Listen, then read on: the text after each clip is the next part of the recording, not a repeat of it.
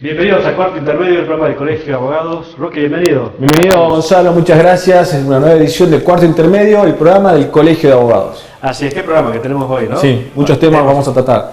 Así es, vamos a hablar del derecho indígena, vamos a hablar con un especialista en la materia, con el doctor Pablo Macarone. También va a estar el delegado del INADI en Salta, Álvaro Ulloa. Así es. Un tema que teníamos hace rato, digamos, ganas de empezar a hablar y conversar, ¿no? Temas que tienen en común a los pueblos originarios. Vamos a hablar de propiedad indígena, ¿no es cierto? Sí. Que, bueno, la reforma del el nuevo Código Civil y Comercial de la Nación lo tocó, pero mandó que se haga una ley después. ¿Cómo estamos? Tenemos normas, pero en la práctica... Muy lindas las declaraciones, pero en la acción, nada. Exactamente, vamos. Ese es uno de los temas. Vamos a hablar de la ciudad, vamos a hablar de la situación de la queridísima ciudad de Salta. Hay un informe muy crítico sobre este tema, presentado por estudiantes de la Universidad Católica de Salta. Así, estudiantes de arquitectura hicieron un informe que tuvo una gran repercusión periodística en la sociedad salteña, y también va a estar compartiendo la mesa Ignacio Chiesa, quien es un escritor salteño que estaba radicado en Buenos Aires y luego de unos años vino a Salta y bueno, se encontró con una ciudad destrozada. Así es, y lo plasmó en un artículo que también ha tenido mucha repercusión.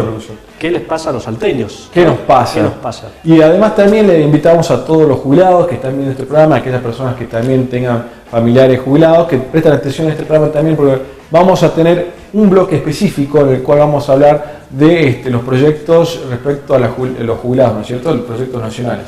Así es. Bueno, y como siempre, en la sección dedicada al artista del mes, en este caso es Eliana Belmonte. Agradecemos, nos dejó un vinito de regalo, ¿no? Nos dejó un vinito, agradecemos muchísimo. Esta es segunda semana que mostramos su cuadro, que bueno, tiene unos globos de colores. Así es. Para ponerle color al invierno. Exactamente, en esta tarde gris, bueno, los colores, ¿no? Y el vinito también hace falta para este invierno, ¿no? Así que le agradecemos muchísimo. Eliana Belmonte, la artista del mes. ¿Te parece que vayamos a una placa del Colegio de Abogados?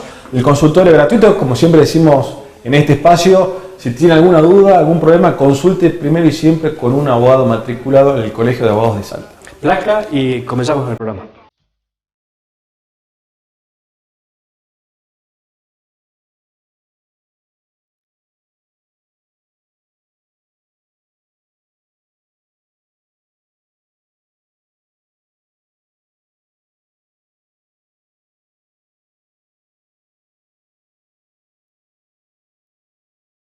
Seguimos en cuarto intermedio, Roque, y para hablar del derecho indígena.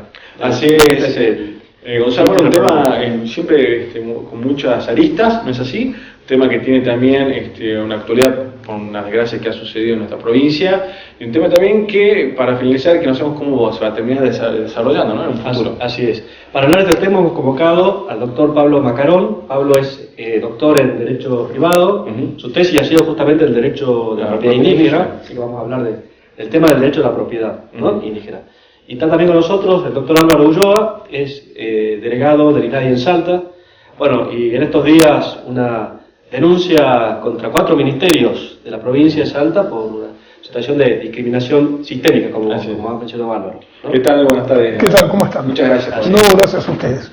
Bueno, realmente un tema que debemos abordar, debemos conocer la ciudadanía, porque es un tema complejo, digamos, de abordar el tema de los pueblos originarios y el respeto a los derechos fundamentales y constitucionales, desde la propiedad, el derecho a su identidad cultural, el derecho a todos los derechos humanos que aparentemente lo vemos violentamente y sistemáticamente se les respeta un poco. Cercenados, ¿no? Se les respeta un poco. Yo arranco, si no tienen problema, y entro en tema porque sé que tenemos pocos minutos. Nosotros desde el INADI presentamos una denuncia por discriminación contra una niñita Wichi que fue noticia en estos últimos días, pero básicamente lo que yo estoy sosteniendo es que acá no fue un problema de discriminación por la violación que sufrió. Anaí es esta chiquita, tiene 12 años, es una chica que nunca fue escolarizada, que habla solo wichí, que no tiene asignación universal para la niñez, que no tiene una pensión por discapacidad, pese a que tiene una discapacidad importante, que sufrió una violación a fines de noviembre, la denunciaron, lo tomó la policía, la revisó un médico que es boliviano, estudió en Cuba y no tiene título habilitante en Argentina, entonces firmó sin poder confirmar lo que estaba poniendo, firmó en vez de él un bioquímico, que es el director del hospital. Eso generó que cuando se fue al primer proceso, los abogados defensores de los violadores dijeran, pero acá no hay ninguna prueba, se cayó cualquier evidencia y liberaron a los 5. Que no le ofrecieron la posibilidad y el derecho de aplicar el aborto no punible por ser menor, por ser violada, por ser discapacitada, que no le hicieron una prueba de embarazo. A mí me resulta increíble, Gonzalo, un Evatest sale, no sé, 50 pesos, 80, no tuvo una prueba de embarazo. La madre lo detectó al embarazo porque la vio que le crecía la panza, eso fue lo que me dijo, y tenía más panza.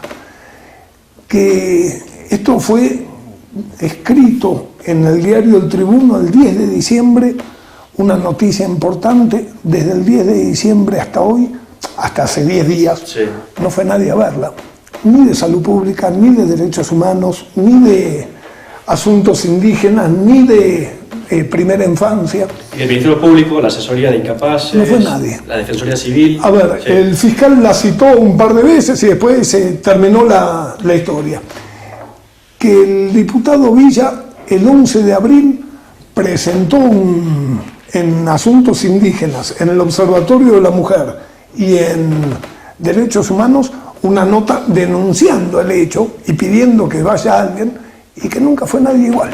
Qué barbaridad. Entonces, sí, es una discriminación que yo sostengo, y disculpen, no fue la violación, es sistémica.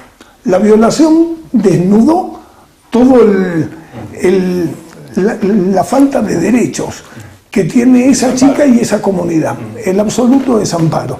Por eso digo que es sistémica. Ahora, Pablo, en cuanto al derecho argentino, ¿cómo es en relación también a la propiedad específicamente, tu especialización, cómo trata el derecho a la comunidad indígena actualmente en Argentina? ¿Cuál es la situación de ellos? Y a partir también, ¿no es cierto?, el nuevo Código Civil y Comercial. Bueno, el tema de las comunidades indígenas tiene una actualización normativa a partir del año 94, donde se empezaron a dictar, junto con la reforma de la Constitución, una serie de normativas a favor de las comunidades indígenas, donde hay un cúmulo de derechos, pero se sostiene que el principal derecho de las comunidades indígenas gira en torno a la tierra y sus territorios, porque todos los otros derechos que se les reconocen a las comunidades indígenas también son compartidos por otros grupos sociales especialmente vulnerables, como la salud, la alimentación, la educación, la vivienda, etc. Pero el derecho a la tierra y al territorio son específicos, una garantía constitucional específica de las comunidades indígenas. La Constitución Nacional y numerosos convenios internacionales obligan a reconocer la propiedad y la posesión de las tierras ancestrales y otras aptas que necesitan las comunidades para el desarrollo humano. Pero yo siempre pregunto, ¿obligan a quién? ¿Quién es el obligado a entregarle las tierras, a reconocer las tierras a las comunidades indígenas? Y la importancia de la tierra tiene que ver porque el vínculo que hay entre las comunidades indígenas y la tierra y su territorio es esencial para el sostenimiento de la cultura indígena. La especial situación de vulnerabilidad en la que se encuentran las comunidades indígenas tiene que ver con la falta de tierras aptas y suficientes para su desarrollo. ¿Y quién es el principal obligado? No porque lo diga yo, sino por todo este cúmulo de normativas y por distintos precedentes de la Corte Interamericana de Derechos Humanos. ¿Quién es el que está obligado? Es el Estado. El Estado, dice la Corte Interamericana de Derechos Humanos, tiene una serie de obligaciones que son secuenciales. En primer lugar, tiene que demarcar, identificar el territorio indígena, determinar sus límites y la superficie de las tierras ancestrales. Después habría que ver cuáles son tierras ancestrales y cuáles no. Esta es una discusión también importante, ¿no? Sí. Y una vez que se ha cumplido esa primera etapa de identificación del territorio, si se tratan de tierras fiscales, les tiene que entregar en propiedad a las comunidades indígenas. Y si se tratan de tierras privadas, tienen que expropiarlas o entrar en las negociaciones con los particulares para comprar las tierras y darles a los particulares.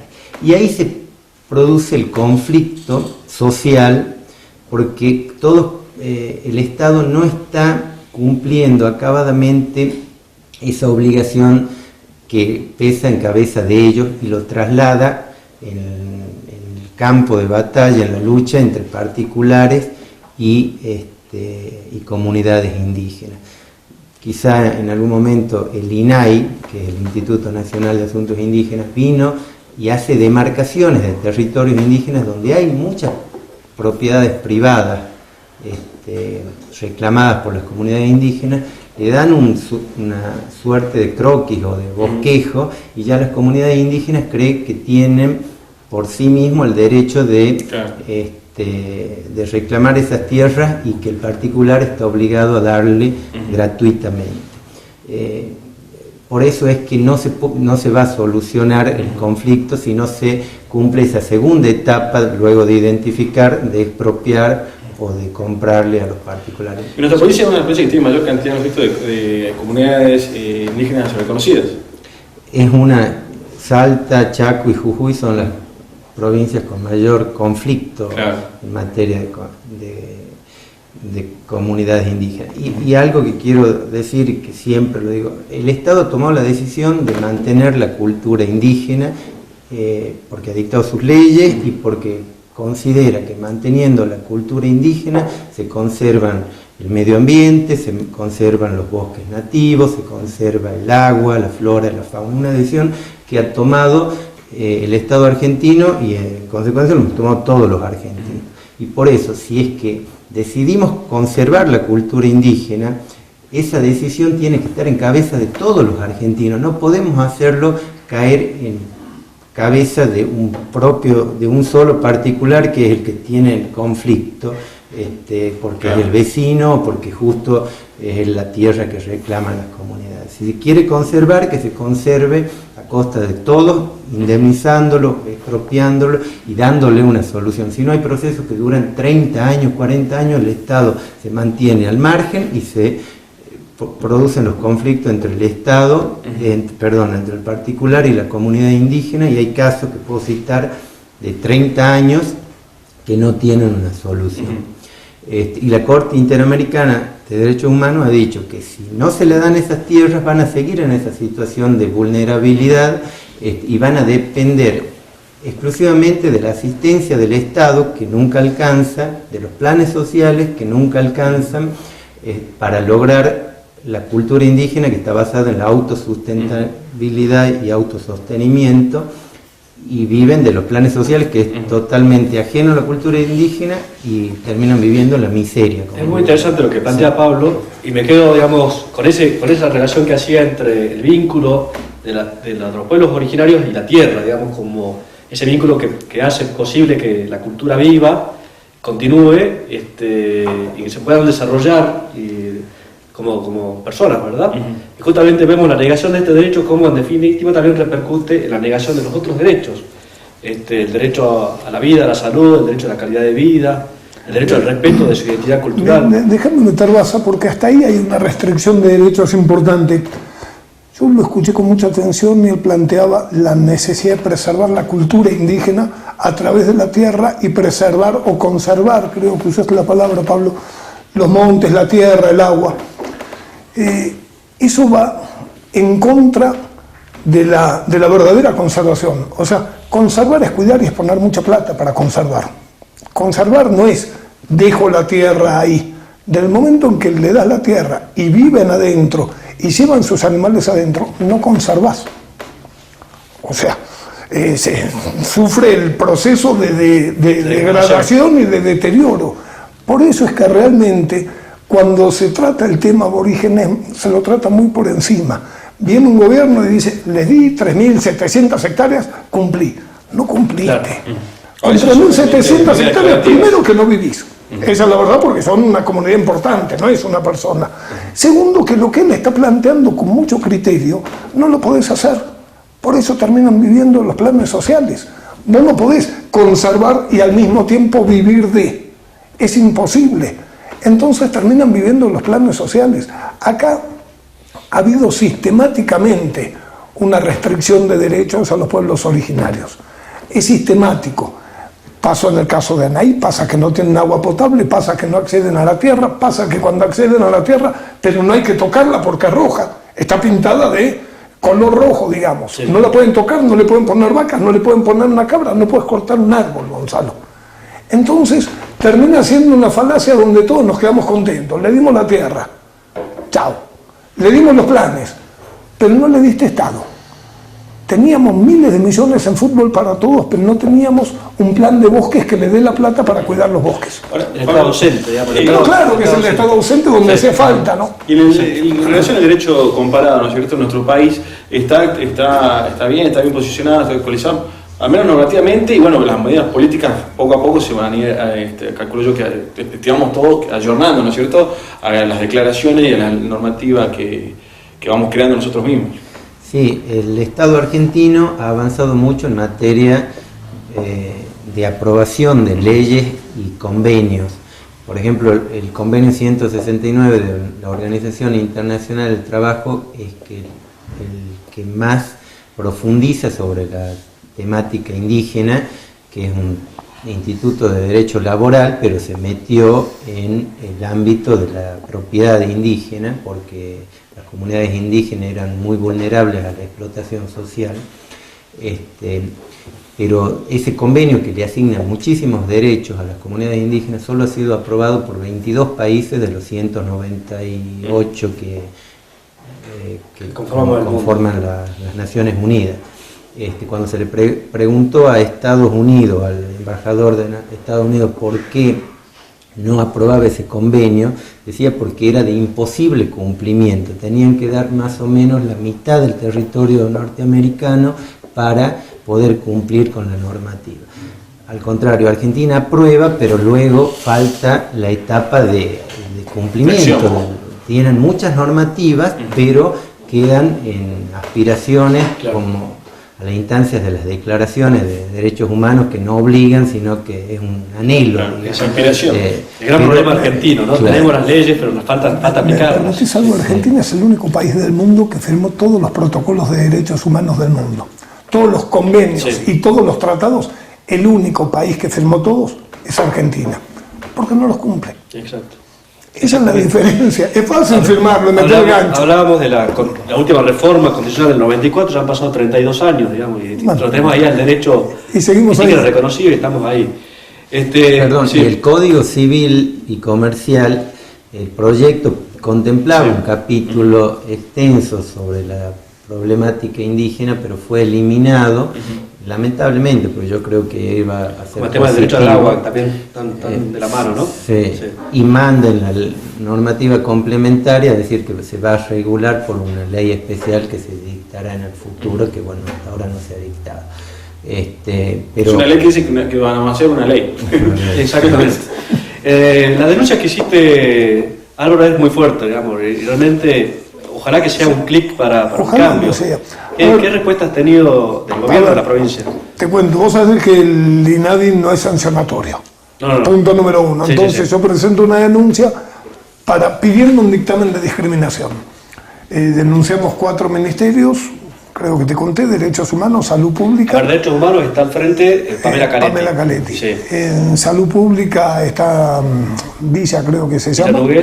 En Asuntos Indígenas, Almaraz. Sí. Y en Primera Infancia, Abeleira. Sí. Yo sostengo que no estoy denunciando a ninguno de los ministros. Sí. Porque si no me cambian el ministro, se acabó la denuncia. Exacto. Me dicen, ya está. No está. Yo estoy denunciando al Estado provincial, en cabeza de los ministerios, porque son los que incumplieron con las competencias que le hubieran exigido darle respuesta a la niña esta. Y a la Intendencia de Santa Victoria Este, porque era el Estado más cercano. Claro. Alto de la Sierra es una localidad de, calculo, 1000 habitantes, por ahí debe ser. No es que Anaí era una chiquita aislada en medio del Chaco salteño. Estaba en una localidad que tiene un hospital y que tiene una escuela. Una escuela. Sí. Nunca fue a la escuela y nunca la fue a ver un médico. Increíble. ¿Qué respuesta? Entonces, Criterios. claro, Sí. que todavía no me respondieron, tienen Sí. 10 días para hacer el descargo, pero ¿qué te pueden contestar, Gonzalo? Claro. Es la herencia que recibimos, están hace 8 años gobernando. Sí, pero vos sabés que Sí. yo lo único que aspiro es Sí. a que realmente alguien frene, reflexione y diga, che, tenemos que modificar y generar realmente respuestas. No puede suceder eso. No te sucedería ni a vos, ni a vos, ni a vos, ni a mí. Yo te cuento una anécdota así de cortita. Fui a visitarla ahí al hospital, Sí. está en el materno. Acá en Salta, capital. Hablé con la madre. Sí. Le pregunté mucho y cuando me iba, le digo, ¿necesita algo? Me dice, si puede ser un encendedor. Bueno, le digo, bajemos, le compro uno. Bajamos, compré el encendedor, unos caramelos, se lo doy, le digo, hasta luego. Me dice, ¿me acompaña? Porque no sé volver. Eso es, así de vulnerable es. Sí. Habíamos bajado del segundo piso a planta baja y habíamos caminado 8 metros hasta el kiosco. Sí. Por entrar en un laberinto. Es tan vulnerable que me dijo, me acompaña, que no sé volver. No puede el Estado venir y decirme, la madre no la llevó, Claro, los padres claro. no me avisaron, ¿cómo no la llevaron? No pueden decirme eso porque sería una falta de respeto más. Sí, realmente. Bueno, Bueno, sí, realmente un tema muy durísimo, un tema interesante. dramático. Bueno, hay que empezar a hablar de estos temas, instalarlo en la opinión pública, porque como decía Pablo, digamos, es la obligación del Estado, pero también es de la sociedad entera, ¿no? De todos Tal cual. nosotros. Bueno, gracias Sí. muchísimo, doctores. Se nos acaba el tiempo. Tengo que hacer una pausa. Hicimos como más cuartos de intermedio, ¿te parece, Gonzalo? Con la señal de Somos Salta.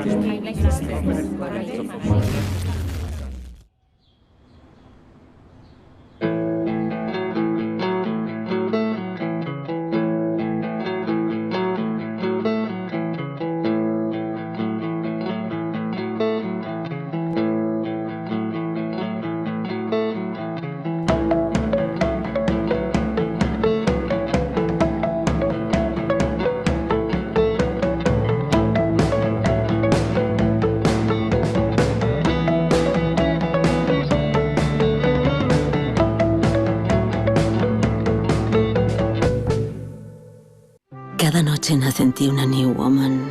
El horizonte comienza en un aroma que se vuelve magia. Swine, A Touch of Magic by Rebecca Robinson. La fragancia que impregnará tus sueños. Libérate. Feel the night. Swine by Rebecca Robinson. New fragrance, New Woman. Sunset Style with Blind Effect. White Man, Great Man, Man in Black. Sunset Style with Blind Effect. Abre tus ojos al look fashion.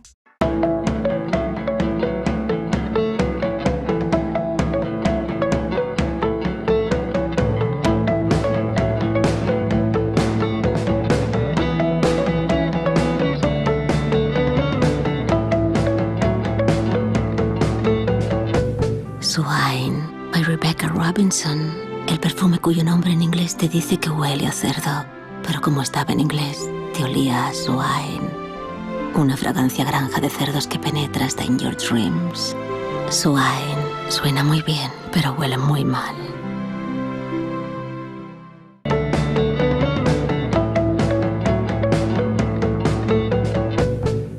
Sunset Style with Blind Effect.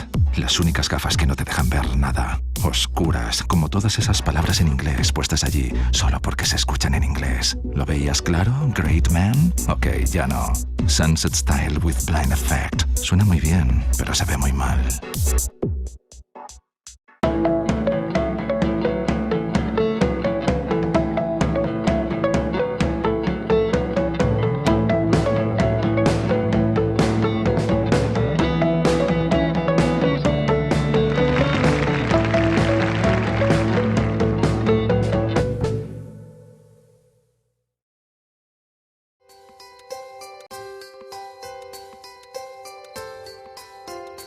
El 30 de mayo se celebra en Argentina el Día de la Donación de Órganos. Esta es una muy buena oportunidad para decir soy donante. Por todas las personas que esperan un trasplante. Soy donante. Soy donante. Soy donante. Soy donante. Soy donante. Soy donante. Soy donante. Soy donante. Soy donante. Soy donante. Soy donante. Soy donante. Soy donante. Soy donante. Soy donante. Soy donante. Soy donante. Soy donante.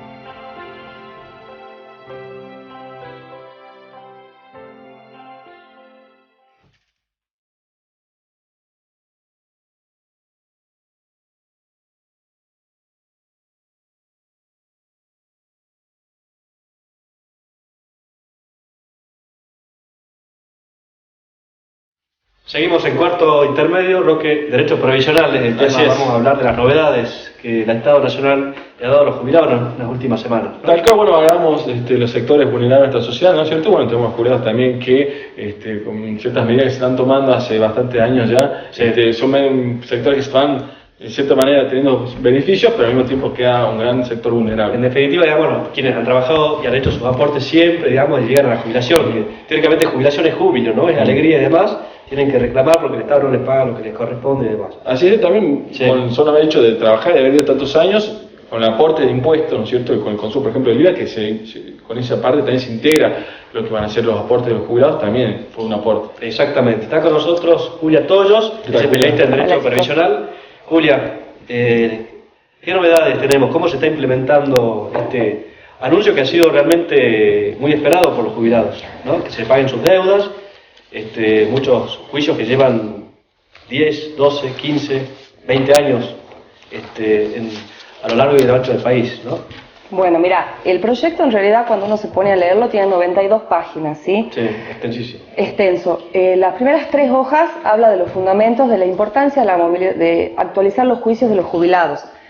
Pero mi modo particular de ver, como especialista en derecho previsional que soy, no beneficia a todos los jubilados. Es mucha la gente que queda fuera. De hecho, en los considerandos de los fundamentos, digamos, del proyecto de ley, dicen que quieren acabar con la litigiosidad y que para eso van a hacer aplicación de 3 fallos de la Corte que son leading case, que es el fallo Badaro, el fallo Sánchez, que se aplica para 18037, y el fallo Elif, que se aplica para jubilados de ley 24241. Esos 3 fallos aplican índices para actualizar las remuneraciones y para aplicar movilidad en el periodo sobre todo 2002 al 2006. Cuando vas al texto de la ley, capítulo 1, empiezan a cambiar los índices, no respetan los índices que dicen los fallos, por lo cual la litigiosidad no va a disminuir. Bueno, eso es complicado, digamos. No es complicado, pero si querés podemos ir por partes de la ley. Lo primero que me preocupa es que si se hace un proyecto de ley para garantizar el pago de juicios a los jubilados, ¿por qué se decreta en el artículo 1 del proyecto de ley la emergencia previsional? ¿Qué se entiende por emergencia previsional? En este país siempre que se utilizó la emergencia previsional fue para... La emergencia de cualquier área fue para cercenar derechos. Exacto.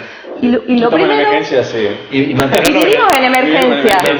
Exactamente durante años, ¿no? Exactamente. La ley de solidaridad previsional, que es la ley 24463, fue la gran ley de emergencia previsional y cercenó todos los derechos de los jubilados. Entonces ahora ellos, artículo 1, ley de emergencia previsional.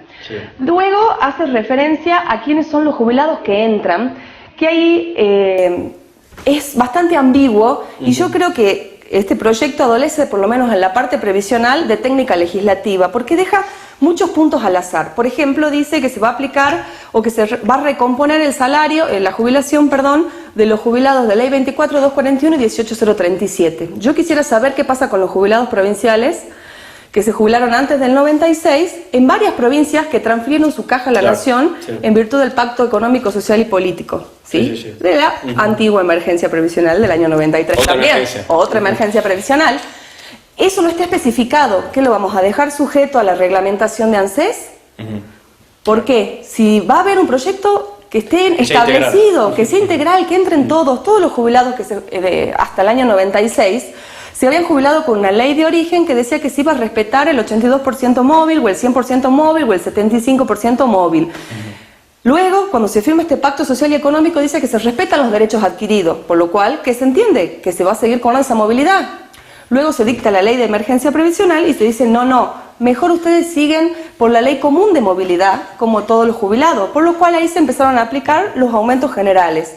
Recordemos que las jubilaciones desde el año 96 hasta el año 2006 no tuvieron un aumento, salvo por decreto. Desde el 2002 hasta el 2006 hubo 13 aumentos, de los cuales 10 solamente beneficiaron a aquellos que cobraban haberes mínimos de 150 pesos, que dentro de los jubilados provinciales eran muy pocos, ¿sí?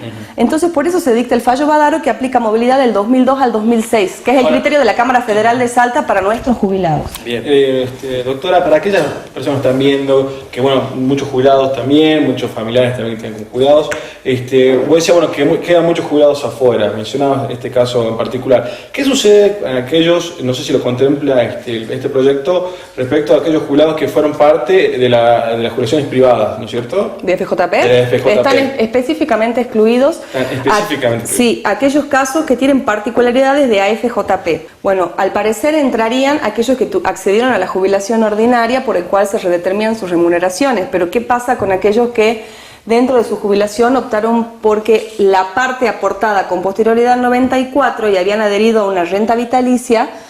No llegan a integrar el total del haber jubilatorio. Solamente de los tres, la jubilación se compone de PBU, que es la prestación básica universal, prestación compensatoria, que son los aportes realizados hasta el 94, y prestación adicional por permanencia, los aportes posteriores al 94. Pero los jubilados de capitalización no perciben la PAP, sino lo que se llama jubilación ordinaria. Si esa jubilación ordinaria, ellos entraron por una renta vitalicia, optaron por una renta vitalicia, eso no entraría en el reajuste, por lo cual solamente se reajustaría un componente del haber, siendo que si la gente accede a la justicia, ya hay jurisprudencia de que la PBU también se reajusta por el índice de Badaro. A su vez, los jubilados de capitalización que se jubilaron por invalidez, y las pensiones directas, que son aquellas que se percibe el viudo o la viuda por el fallecimiento del cónyuge en actividad, puede ser que tampoco integren, y hay mucha gente que, aunque vos no lo creas, hoy cobra 88 pesos, siendo que hay fallos de la Corte donde ordenan que se pague por lo menos el haber jubilatorio mínimo. Claro. Bueno, marcaba las ambigüedades, la falta de técnica legislativa, y que en definitiva va a alentar que exista todavía litigiosidad en temas previsionales. A pesar de que desde el último gobierno decían que se iba a acabar la litigiosidad. Exactamente, pero el cuidado que lo está viendo, digamos, ¿qué soluciones aportan, digamos, este proyecto de ley? Podrá decir, bueno, me siento a conversar con ANSES, veamos cómo quedó mi juicio, hagamos un convenio y hacer. Básicamente, cuando se presentó este proyecto, debería haber ido acompañados de números y estadísticas. Sí. No presentaron un número en el Congreso, no saben cuánto es la gente que realmente está en capacidad de acceder a esto. Hay mucha gente que en teoría quedaría fuera porque... Se hablaba de que quieren firmar 100.000 convenios mensuales. Exactamente. Sí. Vos pensás y dicen que hay 2.800.000 jubilados, por lo cual habría 28 meses para implementar este programa. Pero si vos hoy, y cualquier jubilado que intentó sacar un turno para jubilación, para reajuste o para reclamo, sabe que hoy están dando turnos para jubilación ordinaria a 40 días y hay que levantarse a las 3 de la mañana para sacar el turno. O jubilación de nueva moratoria, que ya estamos con turnos para octubre. Imagínese cuándo le va a tocar. Claro. Y a su vez hay otro tema que es muy importante de hablar, que es el tema de que no respeta la cosa juzgada, porque quieren producir modificaciones en los juicios que ya tienen sentencia firme. Claro. Si ya hay una sentencia firme y el ANSES tenía 120 días hábiles para pagar, ¿por qué un jubilado va a ir a hacer un arreglo para que le paguen un 50% ahora y el resto en 12 cuotas trimestrales actualizables con el índice que ANSES se le ocurra poner de movilidad, porque la fórmula de movilidad es bastante manejable? Entonces es una situación bastante engañosa. A su vez, si por ejemplo, en los casos de cosa juzgada, el juez dice, páguese desde el 1 de enero del 2005 y la demanda se interpuso en 2010, ¿sí? Esos 4 años fue porque seguramente se interrumpió la prescripción. El ANSES dice, en este proyecto dice, el ANSES te va a pagar desde 2 años anteriores a la interposición de la demanda. Entonces, lo anterior no, hay una trampita ahí que está cambiando lo que ya te dijo el juez. Claro. Y a su vez el ANSES hoy por hoy está liquidando las sentencias. Hay muchísimos juicios que se están pagando dentro de los 120 días hábiles. Si se cumpliera la ley o si instrumentaran mecanismos para aumentar la capacidad de ANSES para liquidar las sentencias y se manifestara esta voluntad de seguir pagando, no habría que modificar nada. Claro. ¿Y esta ley qué vendría a ser entonces? ¿Una media declaración? Es una ley, primero que yo creo, ¿no?, que si realmente hubieran querido hacer algo bueno para los jubilados, tendría que haber sido una ley aparte. Bueno, no te olvides que es una ley ómnibus, porque dentro de esto va la coparticipación, va el financiamiento a las provincias, va la merma de aportes y también de impuestos, porque se les redistribuye a las provincias, le dice, sí, está bien, te voy a devolver el 13% de coparticipación, pero te voy a sacar el impuesto a los bienes personales. Entonces es una ley ómnibus con muchos temas a tratar, que para mí lo que se buscó fue tratar de que se apruebe en bloque. ¿Querés la coparticipación? Votame esta ley de movilidad como está. Está contaminada, digamos. Es que tendrían que haberlo hecho por separado, merece la entidad, merece el debate, merece el debate, los jubilados merecen el debate. Para mí es una ley que realmente en un primer momento me emocionó mucho, cuando escuché los anuncios, cuando la leí, me largué a llorar, porque yo decía, por Dios, o sea, acá no se acaba la litigiosidad. Y a nosotros los clientes en el estudio se nos mueren y tenemos que poner la cara y es duro. Exactamente, es durísimo. Y es duro. Esa frase de los clientes se nos mueren es durísima y es literal. Y bueno, desgraciadamente... Se dice que hay 70.000 jubilados fallecidos sin cobrar sentencia. Se utilizan mucho siempre los jubilados, ¿no? Sin ir más lejos, el fútbol para todos, ¿no? Los fondos que se sacan ahí del ANSES para hacer política en su momento. Vos ponete a ver, si se pudo pagar a los fondos buitres de contado, sea con bono o lo que sea, ¿cómo pretendemos que a nuestros abuelos de 80, 84 años con sentencia firme le paguemos en 3 años? Claro. A mí, legislador, se me caería la cara de vergüenza. Así es. Complicadísima la situación. Sí. Bueno, pero le invitamos a la doctora para que nos asista también en otros motivos temas más adelante en otros programas. Así es. Que bueno, y el jubilado acerque siempre a su abogado de confianza, ¿no? Ahí te vienes en la cámara. Antes de tomar decisiones Julia, en el tema. Para hablar de los jubilados que nos están viendo también. No dejen de asesorarse, siempre busquen un abogado que esté inscripto en el colegio de abogados, que no registre sanciones como abogado y que se especialice en la materia. ANSES también dijo que ellos iban a asesorar y eso no se puede hacer porque hay un conflicto de intereses y hay una violación a la ética profesional porque ellos son parte demandada. Asesórense, hagan planilla, comparen y elijan lo que es mejor para cada persona en su momento dado. Quiero avisar que, si se puede, a todos mis clientes que mudamos el estudio a la calle Belgrano 1188 a partir de la semana pasada, que ya pasó, así que bueno, muchas gracias. El Colegio de Abogados tiene una comisión de derecho previsional, ¿verdad? Sí, yo soy la presidenta de la comisión de previsional y nos juntamos... ¿Evacuan consultas de la gente? No, evacuamos consultas básicamente de los colegas los días miércoles y la idea es que cada vez los profesionales que se van a dedicar a esto se especialicen, aprendan y den lo mejor de sí en la profesión para los jubilados que los van a consultar. Así es. Bueno, se nos acaba el tiempo, desgraciadamente. Tengo que hacer una pausa. Doctora, muchísimas gracias. De nada. Volvemos con más corte intermedio. Vamos a hablar de la ciudad, de la situación de la ciudad en Salta, ¿no? ¿Qué temas tenemos ahí? Hacemos una pausa, volvemos con mucho más cuarto intermedio.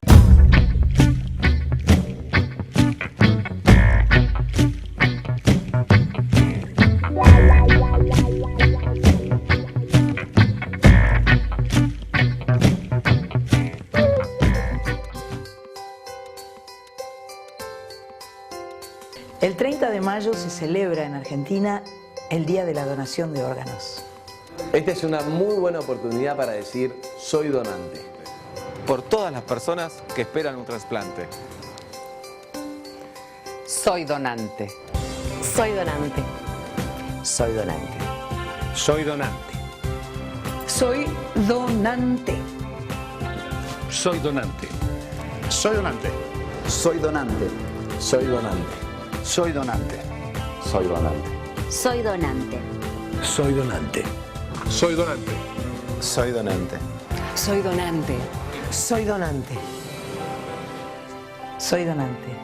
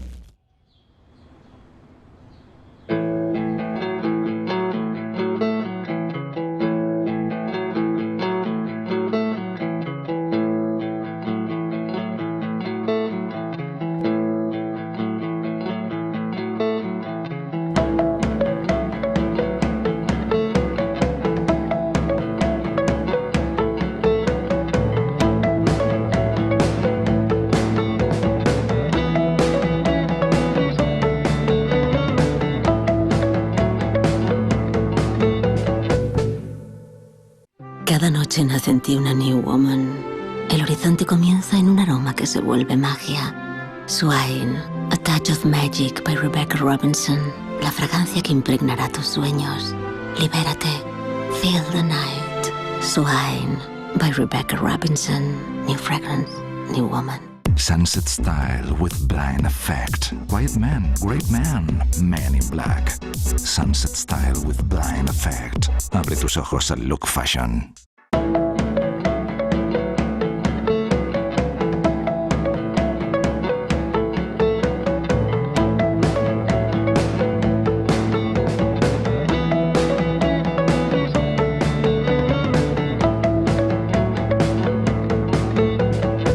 Swine by Rebecca Robinson.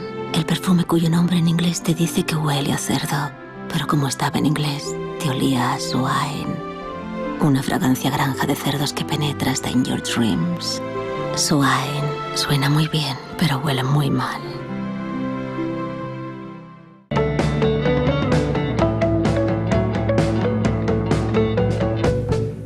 Sunset Style with Blind Effect. Las únicas gafas que no te dejan ver nada. Oscuras, como todas esas palabras en inglés puestas allí solo porque se escuchan en inglés. ¿Lo veías claro, Great Man? Ok, ya no. Sunset Style with Blind Effect. Suena muy bien, pero se ve muy mal.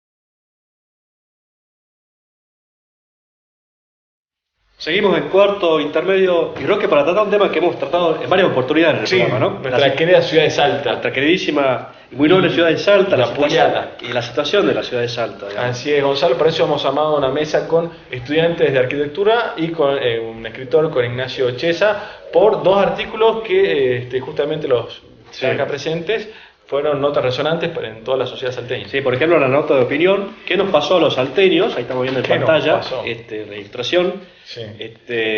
Un análisis, el punto de vista de Ignacio Chesa, digamos, salteño, que estuvo viviendo en Buenos Aires algunos años, y después de esos años vuelve a Salta y encuentra un panorama desolador que lo cuenta en su nota. Y está con nosotros también los estudiantes de arquitectura de la Católica de Salta. También el artículo tuvo un título elocuente, llamó mucho la atención. Estudiantes de arquitectura bocharon a la ciudad de Salta. Y acá están los estudiantes responsables de ese trabajo. Está con nosotros Robustiano Acosta Elero. Buenas tardes. Guadalupe San Juan. Hola, buenas tardes. Y Franco del Castillo. ¿Qué tal? Buenas tardes. Muchas gracias por venir. Y Ignacio Chesa. Ignacio Chesa, que ya lo presentamos, autor de Don Anselmo. Así es, Ignacio, ¿no? La novela. ¿Estás escribiendo? ¿No? Bueno. ¿Qué nos pasó a los salteños, Ignacio? ¿Qué nos pasó? Habría que preguntarle a los que hicieron que pase eso. A Miguel Isa, 12 años de gestión, por ejemplo. Mi nota habla sobre 10 años de que no vivo acá, que no vivía acá en Salta, y volver y encontrar una ciudad totalmente destruida, incoherente quizás en la urbanización, en muchos aspectos. Por ejemplo, romper casonas antiguas para hacer edificaciones nuevas y después poner un cartelito evocando una calle vieja. Sí.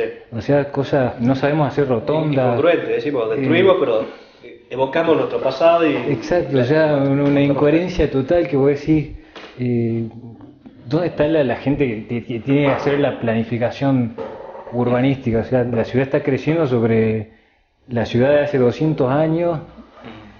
Vos caminás 2 cuadras alrededor de la Plaza 9 de Julio y ves que todas edificaciones nuevas que son bancos,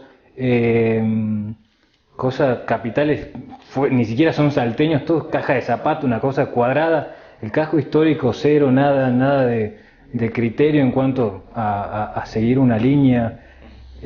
No sé, capaz que lo que pongo que capaz que en unos años no vemos el Cerro San Bernardo del centro. Por edificios. La peatonal, la terminal de Salta, no se hizo nada, ninguna obra, nada, en 10 años, nada. Salvo el monumento al Quirquincho, se hizo en 10 años. Claro. Nada, o sea, no hay en lo cultural, toda una involución en muchas cosas que... Si a mí me permiten, yo ahí quiero aclarar, en arquitectura lo que se rigen por el casco histórico es el tema del PRAC, ¿sí? Que es, bueno, ahí todo lo que es el casco histórico, cuando uno va a edificar en esa zona, tiene un manual para poder edificar. Entonces, si bien serán cajas de zapatos, habrá cosas malas, se rige mediante ese manual que es el PRAC, digamos, que tiene la ciudad. Que bueno, ya después hay que ver si está bien o no, pero se rige bajo esas normas. Que es lo que trata de respetar, ¿no? Y de conservar lo que tenemos todavía como patrimonio histórico, arquitectónico y cultural, que es lo que creo que todavía conservamos, ¿no? Nosotros los salteños. Y bueno, y lo que nos queda un poco para acá nuestro amigo que hace 10 años que... Sí, hay muchas cosas que se hicieron por ordenanza excepcional. Por ejemplo, el mirador del Tineo. Claro, está dentro del PRAC, está dentro del ¿Qué tiene que ver con la arquitectura? O, por ejemplo, está el Alejandro I. También hasta el 2011 sobrepasa. Espantoso edificio, además, ¿no? Es verdad que no se respetan algunas cosas. O, por ejemplo, el edificio que están haciendo en la Belgrano y 25, que, por ejemplo, al frente está el Sanatorio del Carmen, y no dejaban hacer un cuarto piso en el Sanatorio del Carmen, que querían poner una terapia intensiva nueva, por ejemplo, hubo una problemática. Claro.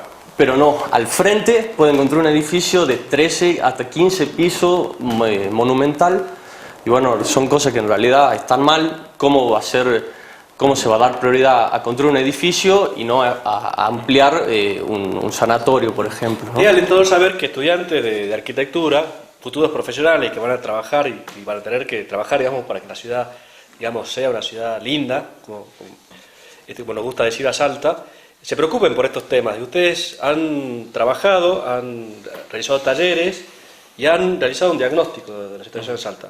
Bocharon a la ciudad de Salta, como dice el título. Sí. Así dice el título. Así es el título. Bueno, que no lo elegimos nosotros. No. Claro. Sí. Lo que nosotros hicimos, se armó un debate con la Facultad de Abogacía, de Economía y de Arquitectura. A nosotros nos tocó la parte de urbanismo, en donde hicimos, en el marco de investigación, ¿sí? Se basó este debate, donde empezamos a ver el desarrollo de la ciudad actual, ¿sí? Por ahí uno camina por la calle sin darse cuenta realmente qué es lo que tiene enfrente, al lado, y cuando uno se pone a ver los diferentes puntos se da cuenta que hay muchas cosas que están mal hechas y que se pueden mejorar. Bueno, nosotros nos basamos en municipios, tomamos los municipios inmediatos de la ciudad, como por ejemplo San Lorenzo, Cerrillos, La Caldera, Vaqueros, en Rosario de Lerma, ¿sí? Entonces empezamos a analizar cada municipio y bueno, de acuerdo a cada municipio, también capital por supuesto, observamos diferentes problemas que tiene la ciudad y que bueno, a continuación queremos detallar algunos de ellos y bueno, y hablar un poco de lo que es hoy en día la ciudad. Nosotros más que nada queremos decirle a la gente, presentamos esto en cómo vivimos y cómo se debería vivir, digamos. Y citamos un arquitecto que se llama César Nacel, que decimos que si la arquitectura es arte, el urbanismo también lo es. Y bueno, nosotros analizando todo esto, uno de los ejemplos que tomamos es el centro cívico, que está en la Avenida Paraguay. Y el CCM es un lugar que se hizo un concurso para el proyecto que no se hizo nunca. Ganaron estudiantes o profesionales de la provincia del Chaco, si no me equivoco, ¿puede ser? Sí, creo que sí, no nos dijeron bien los nombres, pero un proyecto muy interesante que, bueno, la zona no está muy bien puesta por este tema, no tiene entorno el lugar, se accede por una playa de estacionamiento, no tiene fachada. La gente hace fila en la playa de estacionamiento. Hace poco nos contaron el mismo debate que se hizo, una chica nos contó que se hizo una marcha y se rompió la puerta. Y es todo caótico porque aparte tiene 2 accesos nada más. que para semejante lugar y semejante terreno se podría hacer mucho más o ponerlo en otro lado, digamos. A ver, el acceso automovilístico y uno solo. Ahí funcionaba una sola salida. Ahí funcionaba un supermercado, Sí, digamos. el supermercado. Y la municipalidad, Miguel hizo en ese momento de la gestión, hizo un trueque le damos 2 edificios a este empresario, Roque Lozano, y hacemos el centro cívico en ese tinglado, digamos. Y la verdad es que la situación es complicada, y en la playa de estacionamiento se está construyendo un teatro, ¿no? Sí. Un teatro Cubo. Ah, bueno. Eso es, o sea, Sí. como que no piensan en el urbanismo, que se podría hacer. Y no se necesita tanta ayuda económica, Claro. o sea, no es tan grande el gasto que se tendría que hacer, que eso es lo que nosotros nos dimos cuenta. Sino, más bien sería un poco la conexión, ¿no?, de las interdisciplinas, ya sea de las gestiones que se encargan de ejecutar estos tipos de proyectos, y que se tome en cuenta, digamos, un poco la planificación profesional, ya sea arquitectónica, ya sea la opinión, bueno, por lo que vemos de abogados, economistas, a ver qué piensan sobre estos tipos de cosas, ¿no?, que hoy en día vivimos en la ciudad, porque, bueno, reflejando lo que hablaba aquí mi compañera sobre el CCM, está claramente que es un edificio que queda fuera de la escala urbana que hoy en día Salta representa, ¿no? Tenemos una cantidad de habitantes muy extensa y la ciudad no da abasto. No, y no da abasto porque decía, bueno, como decía Nacho, bueno, que en 10 años creció mucho la ciudad en cantidad, ¿no es cierto?, de habitantes, pero no así en cuanto a la riqueza, porque Salta sigue siendo una de las provincias más pobres del país, con altos índices de desnutrición, preocupante, como hablábamos en otros bloques, y bueno, y que vos decías que no hace falta dinero para tener una buena ciudad, ¿no? Claro. Una O ciudad sea, que no es quiere que Nacho, por se ejemplo, haga que todos falta queremos. mucho, digamos, Porque pero uno va caminando por la calle y ve las veredas rotas. Claro. Que eso es tarea del vecino. La pregunta que le hago a Nacho, digamos, el turista que viene Pero con ojo Salta, de... más que nada es conservación. Claro. Por acá rompemos para volver a hacer una cosa que no tiene nada que ver con lo que había. Claro. O sea, el turista viene a Salta a ver una ciudad diferente. Y hoy en día un turista viene a Salta y en 2 horas no tiene más nada que hacer, digamos, en Salta. Vendemos una imagen Salta al turista, capital. y cuando viene el turista se desilusiona. Exacto, vendemos afuera una imagen de Salta la linda, de Salta, y no conservamos eso. Salta ¿no? la limpia. ¿Cómo viste el cambio de las peatonales? El proceso de lo viviste, estabas Lo afuera. vieron todos. No, ¿Pero te acordás cuando Sí, obvio, pero lo que se quiso hacer, yo no entiendo, es incoherente. Hacer una peatonal, no sé. Ahí tengo una problemática con la peatonal. Como primer medida, yo creo personalmente que si vamos a diseñar una peatonal de nuevo, tiene que hacerse un concurso, como se llama concurso, pero creo que tiene que ser entre salteños. Sí. O sea, gente que vivió en Salta, y no fue así. O sea, gente de otras provincias, es más, ganó un concurso gente de otra provincia, y lamentablemente lo que se hizo en la peatonal, ni siquiera, por ejemplo, para la gente con discapacidad, tienen una rampita de 30 centímetros, tienen una pasarela de 30 centímetros que no entran. O sea, hasta eso no tuvieron. Si tienen que entrar una ambulancia porque se desmayó alguna persona, tampoco se puede, porque hay bancos entre medio. Entonces, bueno, esos son otros problemas de la ciudad. Hablamos de falta, digamos, de diseño, de planeamiento y demás, pero desde el Consejo Deliberante siempre se discute y se sancionan normas que tienden a eso, como el PIDU, el PIDU 1, el PIDU 2. Sí, falta el 3 y ya estamos rotos. También habla un poco de las partes verdes, de las barreras verdes, que las peatonales. Antes, si No ven tenían. fotos que se subieron en internet, fotos que había mucho espacio verde, ahora ya no lo hay. Hasta la misma Belgrano, que es una calle que tranquilamente podría tener una barrera verde en vez de los palitos amarillos que hay al medio. Y como que se está haciendo lo mínimo y se podría hacer cosas mejores. Así es. Creo que es una falta de compromiso social y cultural, ¿no? También. Una responsabilidad del salteño de sentirse responsable por su ciudad, porque es por esto que tenemos que salir nosotros a poner la cara, ¿no? Pero un ejemplo, Entre todos. y es muy buena, es alentador, como decía al principio, que ustedes salgan como estudiantes de arquitectura a decirlo y demás. ¿Qué recepción han tenido de las autoridades municipales, su crítica?